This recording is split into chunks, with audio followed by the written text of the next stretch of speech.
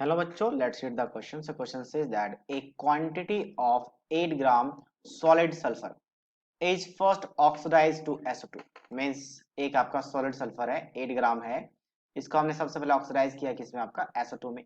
Okay, now then it is divided into two equal parts. इसको हम फिर क्या करते हैं, दो इक्वल पार्ट्स में डिवाइड करते हैं. One part is sufficient for the complete decolourise of 20 ml of acidified KNO4 solution. क्या मतलब है इसका कि 20 ml अगर हम एसिडिफाइड KNO4 सॉल्यूशन लेते हैं तो पूरा पूरा का पूरा रिएक्ट कर जाती है कंप्लीटली. ठीक है, डीक्लोराइजेशन का मतलब होता है कि आपका वो जो KNO4 का पिंक कलर है वो पिंक कलर कलरलेस बन जाता है, मतलब पूरा रिएक्ट कर जाता है. Now another part is oxidise to SO3. जो हाफ पार्ट बचे वो SO3 में कन्वर्ट हो गया. The SO3 formed is sufficient for the complete precipitations of all the BaCl2 present in 100 ml of the solution as a BaSO4. मतलब SO3 में जो convert हुआ उसके साथ हम BaCl2 का रिएक्शन करवाएंगे और वो आपका 100 ml सॉल्यूशन के साथ क्या करेगा, प्रेसिपिटेट बनाएगा as a BaSO4. Now which of the following statement is correct. यहाँ पे मास सल्फर के बिना 32 और बेरिंग का आपका 138 है. सबसे पहला स्टेटमेंट क्या है आपके पास कि मोलैरिटी जो होगा, किसका मोलैरिटी KNO4 का, वो कितना आपका 0.25 है. चेक करते हैं एक बार. सबसे पहले इनिशियल सल्फर का नंबर ऑफ मोल्स निकाला थे, कितना है, तो 8 बाय सल्फर का मास कितना होता है, मोलर मास, तो वो 32 होता है. तो 8 बाय 32, तो ये कितना आ गया 0.25. ये आ गया नंबर ऑफ मोल्स इनिशियली. अब आगे हम बात करें तो यहाँ पे जितना बनेगा उसका दो पार्ट कर लिया हम लोगों ने. ठीक है, दो पार्ट, यानी कि 0.25 का हाफ एक पार्ट में और 0.25 का हाफ दूसरे पार्ट में. जो पहला पार्ट है वो पहला पार्ट किसके साथ रिएक्ट करेगा, इसके साथ जिसका वॉल्यूम है आपका 20 ml. तो अब यहाँ पे क्या कॉन्सेप्ट लगाएंगे, हम यहाँ पे लगाएंगे equivalent of SO2 will be equals to equivalent of KNO4. और इक्विवेलेंट का फॉर्मूला क्या होता है मैं यहाँ पे लिख देता हूँ. ठीक है, normal moles into n factor पहला फॉर्मूला, दूसरा होता है नॉर्मल इनटू वॉल्यूम, और तीसरा होता है molarity volume into n factor. ये तीन फॉर्मूले होते हैं जिनमें से जो कब जिस जगह पे यूज होगा हम यूज करेंगे. जैसे SO2 का हमें मोल्स पता है 0.25/2. एन फैक्टर कितना होगा, एन फैक्टर की बात करें तो SO2 KNO4 के साथ जब रिएक्ट करेगी, रिएक्शन में यहाँ पे लिखने की कोशिश करता हूँ कि SO2 जब KNO4 के साथ रिएक्ट करेगी तो KNO4 एसिडिक मीडियम में तो खुद कन्वर्ट हो जाएगा आपका Mn+2 में, जो आपको याद रखना है. और ये क्रॉस मल्टीप्लाई कर ले तो पता चल जाएगा आपके पास ये किस में +4 में है, यानी 2 2 4. ठीक है, एक ऑक्सीजन के लिए 2 तो दो ऑक्सीजन के लिए -4, तो इसलिए सल्फर +4 में होगा.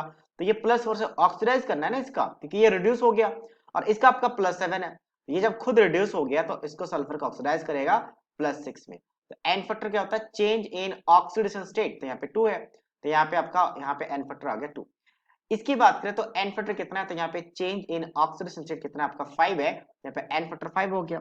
अब एन फैक्टर 5 हो चुका है तो एन फैक्टर के साथ हम क्या करेंगे, वॉल्यूम ये वाला यूज कर लेंगे. ठीक है, एन फैक्टर के साथ मोलरिटी वॉल्यूम, तो मोलरिटी को m मान लेते हैं और वॉल्यूम कितना आपका 250 है, और डिवाइड कर लेंगे हम किसे, 1000 से, क्योंकि आपका वॉल्यूम ml में, हमें किस में चाहिए, हमें वॉल्यूम बेसिकली लीटर में चाहिए. तो यहाँ से मोलरिटी कैलकुलेट करने के बाद वैल्यू आ जाता है 0.25 मोलर, जो कि एग्जैक्टली आपका ऑप्शन ए के साथ मैच कर रहा है, जो कि सही है. तो पहला ऑप्शन आपका कैसा ट्रू है, ये आपका ट्रू है. सेकंड की बात करते हैं.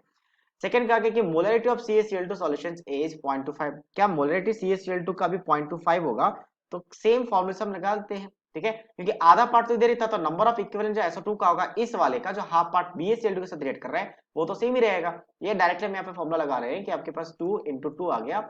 अच्छा, BaCl2 का एन फैक्टर की बात कर लेते हैं.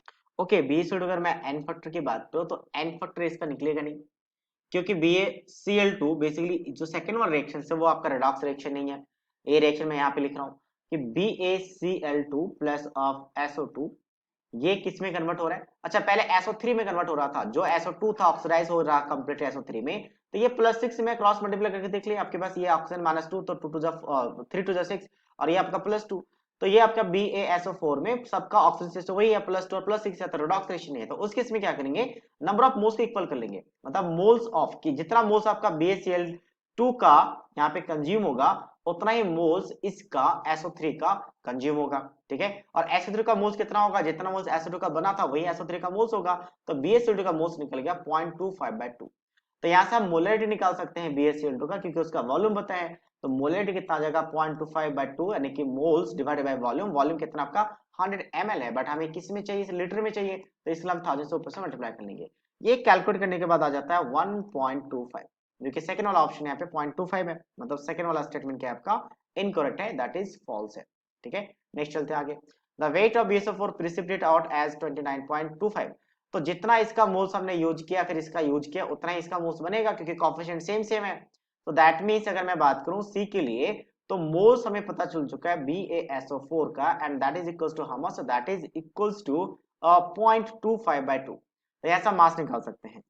तो मास के लिए क्या करते हैं, मोल्स को मल्टीप्लाई करते हैं मोलर मास के साथ, तो 0.25/2। अब सबका मास गिवन है, बेरियम का कितना गिवन है आपका बेसिकली 138, सल्फर का आपके पास होता है 32, ऑक्सीजन के लिए होता है 16। तो सबको ऐड करने के बाद और कैलकुलेट करने के बाद आ जाता है 234।